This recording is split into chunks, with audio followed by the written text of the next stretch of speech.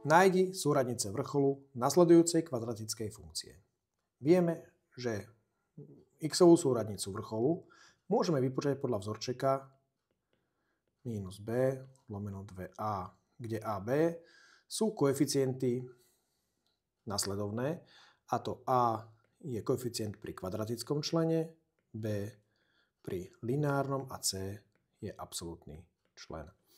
Čiže v tomto prípade minus 4 lomeno 2 krát 2, čož je minus 1. To znamená, že vrchol už vieme, že bude mať x-ovú súradnicu minus 1.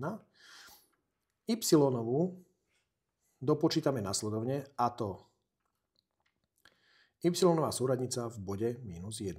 Dosadíme 2 krát minus 1 na druhú plus 4 krát minus 1 minus 3, čož sa rovná